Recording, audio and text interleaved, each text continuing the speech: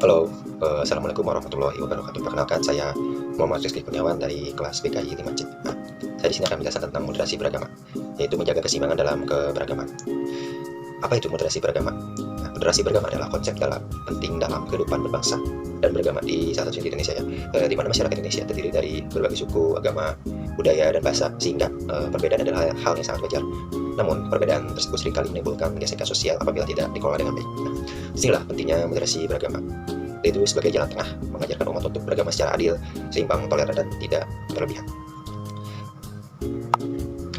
Secara sederhana, moderasi beragama berarti beragama secara moderat, di mana yaitu memahami dan menjalankan ajaran agama dengan cara yang tidak berlebihan dan tidak pula mengabaikan esensinya.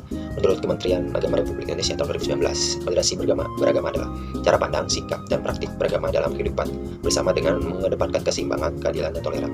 Yang dimana artinya, seseorang yang moderat dalam beragama tidak mudah mengkafirkan orang lain dan menghargai perbedaan dan tetap berpandang teguh pada keyakinannya tanpa merendahkan keyakinan orang lain. Di mana moderasi bukan berarti memodifikasi ajarannya, melainkan menyeimbangkan antara pemahaman, perilaku, dan tidak melampaui batasan, agar tidak melampaui batasan itu. Selanjutnya itu adalah landasan moderasi beragama. Menurut ajaran agama Islam, salah satu landasannya itu adalah Al-Quran dan Hadis, di mana menurut Kisah Al-Baqarah ayat 143, di mana mengajarkan keseimbangan yaitu umatan wasatan, yang dimana Kisah Al-Baqarah ayat 143 ini yang artinya itu, dan demikianlah pula kami telah menjadikan kamu umat Islam yang wasat, tengah-tengah, agar kamu menjadi saksi atas perbuatan manusia dan agar Rasul Nabi Muhammad menjadi saksi atas perbuatan kamu. Ayat ini menunjukkan bahwa Islam menolak segala bentuk ekstremisme, baik ekstrem kanan radikal maupun ekstrem kiri liberal tanpa batas. Dalam landasan ideologis dan konstitusional, Pancasila dan UUD 1945 menjamin kebebasan beragama bagi seluruh warga negara, terkhusus di Indonesia, di mana nilai-nilai Pancasila seperti keutuhanan, kemanusiaan, persatuan, keadilan sosial adalah fondasi kehidupan beragama yang moderat di Indonesia. Selanjutnya itu ada tujuan moderasi beragama. Apa saja itu tujuan moderasi beragama? Di sini saya hanya memasukkan 5. Yang pertama itu ada menimbulkan sikap toleran antar umat beragama dan internal umat beragama. Yang kedua itu ada mencegah radikalisme dan ekstremisme, baik dalam pemikiran maupun tindakan. Yang ketiga itu membangun kerukunan dan perdamaian sosial di tengah masyarakat yang plural. Dan yang keempat itu ada meneguhkan identitas kebangsaan dan memperkuat semangat Bhinneka Tunggal Ika. Dan yang terakhir itu ada mendorong keseimbangan antara iman dan kemanusiaan agar agama menjadi sumber rahmat dan kedamaian bagi sumber konflik itu. Agar tidak menjadi sumber konflik itu. Rada tipe. Selanjutnya itu tantangan dan dalam moderasi beragama. Jelas dalam moderasi beragama pasti banyak tantangannya. Di sini ada beberapa tantangan. Salah satunya itu ada radikalisme dan intoleransi, di mana munculnya kelompok yang menafsirkan agamanya secara sempit dan memaksa pandangannya itu kepada orang lain. Itu sangat tidak baik ya, memaksakan pandangannya kepada orang lain, karena manusia itu punya pandangan dan pemikirannya masing-masing. Kedua itu ada penyalahgunaan media sosial, di mana banyak ujaran kebencian, hoaks, dan provokasi yang menyebarkan permusuhan antar umat beragama.